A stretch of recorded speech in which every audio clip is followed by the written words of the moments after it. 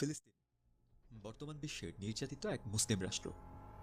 সভ্যতার ইতিহাস থেকে শুরু করে প্রায় কয়েকটি ধর্মের ইতিহাস ও নিদর্শন সংবলিত ভূমি এটি। মূলত এত গভীর গুরুত্ব বহন করার ফলেই বোধহয় বহুমুখী দখলের কবলে বারবার রক্তাক্ত হয় এই ভূমিটি। আজ বরং আমরা সেই ফিলিস্তিন সম্পর্কেই জানব কিছু বিস্তারিত তথ্য। সাধারণত জাতিসংঘের যে সকল সদস্য রাষ্ট্রগুলো রয়েছে তাদের মধ্যে অনেকেই ফিলিস্তিনকে সার্বভৌম রাষ্ট্র হিসেবে স্বীকৃতি দিতে নারাজ।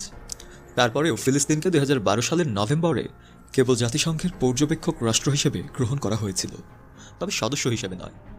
পরবর্তীতে 2022 সালের এপ্রিলে, অর্থাৎ আরও প্রায় 10 বছর পর, ফিলিস্তিন জাতিসংঘের 193টি সদস্য রাষ্ট্রের মধ্যে আরব গণতান্ত্রিক প্রজাতন্ত্রের ভিত্তিতে আনুষ্ঠানিকভাবে সদস্য রাষ্ট্র হিসেবে স্বীকৃতি লাভ করে।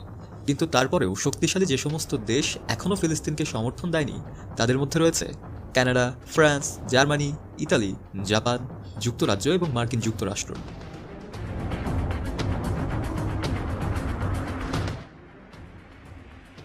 ওয়ার্ল্ডমিটার অনুসারে ফিলিস্তিনের জনসংখ্যার গড় বয়স মাত্র 20 বছর। কারণ হিসেবে দেখা গেছে ফিলিস্তিনের জনসংখ্যার 30% বয়সই হল 24 বছরের কম। ফিলিস্তিনে একজন মানুষের স্বাভাবিক আয়ু 74 বছর। 2022 সালের গণনা মোতাবেক ফিলিস্তিনের জনসংখ্যা ছিল 53,37,796, যা কিনা সে সময় বিশ্বের মোট জনসংখ্যার 0.07%-এর সমমান।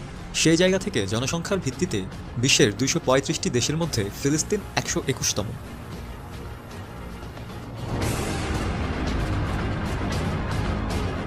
ইউনেস্কো ফিলিস্তিনের 3টি স্থানকে তাদের বিশ্ব ঐতিহ্যের তালিকায় লিপিবদ্ধ করেছে। তার মধ্যে একটি হলো যিশু বা জেজাস ক্রাইস্টের জন্মস্থান, যা কিনা মুসলিম ধর্মাবলম্বীদের মতে ঈসা আলাইহিসসালামের জন্মস্থান, যেটি বর্তমানে চার্চ অফ দ্য নেটিভিটি নামে পরিচিত রয়েছে। এছাড়াও সেখানে আছে পিলগ্রিমেজ রোড বা তীর্থযাত্রার পথ, এবং আরও রয়েছে ফিলিস্তিনের অন্যতম ভূভাগ বেথলেহেম, যেটি খ্রিস্টধর্মীয় ঐতিহ্য হিসেবে যিশুর শেকড় বলে বিবেচিত হয়ে থাকে।